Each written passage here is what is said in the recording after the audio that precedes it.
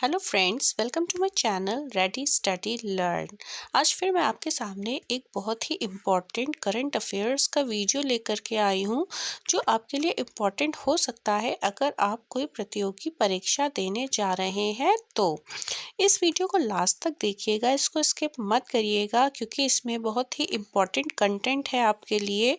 और अगर आपने अभी तक मेरा चैनल सब्सक्राइब नहीं किया है तो आप सबसे पहले मेरा चैनल सब्सक्राइब कर लीजिए ताकि आप तक ऐसे ही इंफॉर्मेटिव वीडियोस पहुंचते रहें। चलिए स्टार्ट करते हैं और देखते हैं आपके लिए इस वीडियो में क्या है। जैसा कि आप देख पा रहे हैं कि आज का टॉपिक है स्टैचू ऑफ सोशल जस्टिस का अनावरण। अभी हाल ही में एक स्टैचू का अनावरण हुआ है जिसका नाम स्टैचू ऑफ सोशल जस्टिस रखा गया है। यह किसकी प्रतिमा है, किसका स्टैचू है, यह भी आपको सब आगे पता चलेगा। वैसे आपको एक इन्फॉर्मेशन और दे दूं कि स्टैचू ऑफ सोशल जस्टिस के नाम से इन्हीं पर्सनैलिटी की एक और स्टैचू या मूर्ति देश के बाहर यानी अमेरिका में अनावरित हो चुकी है, लेकिन इस बार हमारे देश में इसका अनावरण हुआ है तो यह वीडियो इम्पोर्टेंट हो जाता है आपके लिए। चलिए स्टार्ट करते हैं और देखते हैं क्या इम्पोर्टेंट पॉइंट्स हैं।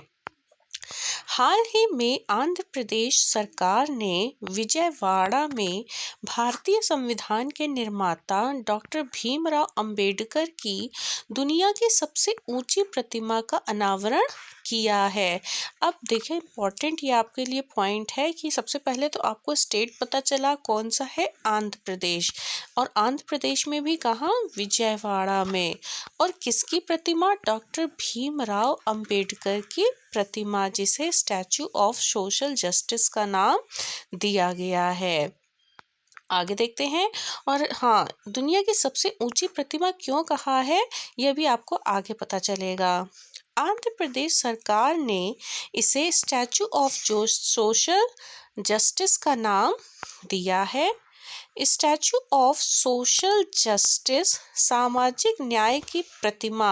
अब देखिए आपको इसका एक और नाम पता चल गया कि स्टैचू ऑफ सोशल जस्टिस को सामाजिक न्याय की प्रतिमा भी कहा जा सकता है, जिसे बी.आर. अंबेडकर स्मृति वनम के नाम से भी जाना जाता है।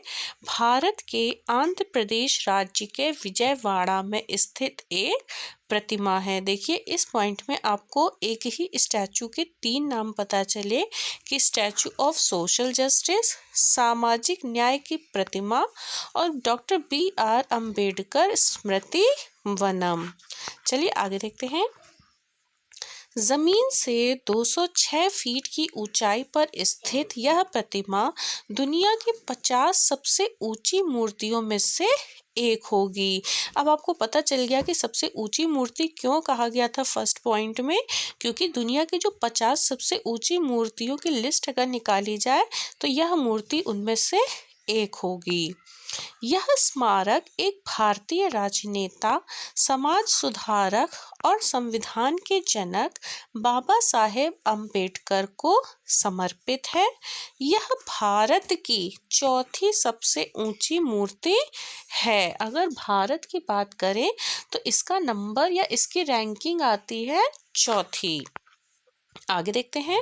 मुख्यमंत्री वाई.एस. जगन मोहन रेड्डी। अब देखिए इस पॉइंट से आपको पता चल गया कि इस स्टेट के मुख्यमंत्री कौन है। वाई.एस. जगन मोहन रेड्डी ने 19 जनवरी 2024 को प्रतिमा का उद्घाटन किया। अब आप खुद समझ सकते हैं कि ये अभी साल शुरू ही हुआ है और जनवरी पहला महीना है और देखिए इसी में इस स्टैचू का अनावरण हुआ है। तो ये टॉपिक आजकल बहुत ही ट्रेंड में है और बहुत ही इम्पोर्टेंट है। पिछले साल अमेरिका के मैरीलैंड में भारत के बाहर अंबेडकर की सबसे ऊंची प्रतिमा स्टैचू ऑफ इक्वालिटी का अनावरण किया गया था। अब देखिए स्टैचू ऑफ इक्वालिटी नाम याद रखिएगा कि अमेरिका में जो बी.आर. अंबेडकर की मूर्ति को नाम दिया गया है वो क्या है, स्टैचू ऑफ इक्वालिटी। आगे देखते हैं। Doctor B R. अंबेडकर के बारे में कुछ जान लेते कि B.R. अम्बेडकर कौन थे और इन्होंने क्या काम किए थे।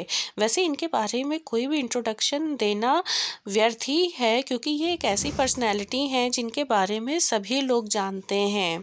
चलिए फिर भी देख लेते हैं कुछ महत्वपूर्ण पॉइंट्स। ये एक प्रमुख भारतीय न्यायविद, अर्थशास्त्री, समाज सुधारक और राजनीतिक हैं। इनका जन्म 14 अप्रैल 1891 में हुआ था।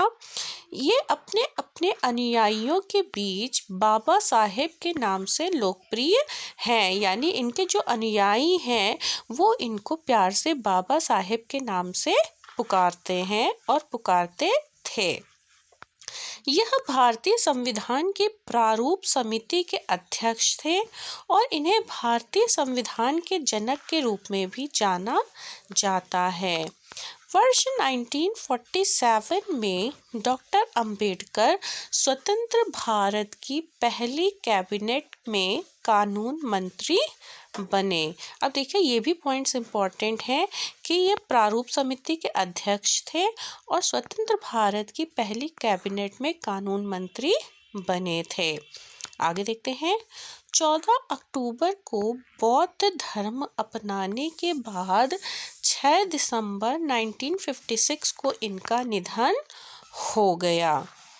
उन्होंने दलित बौद्ध आंदोलन को प्रेरित किया और अछूतों यानी दलितों से सामाजिक भेदभाव के विरुद्ध अभियान चलाया था।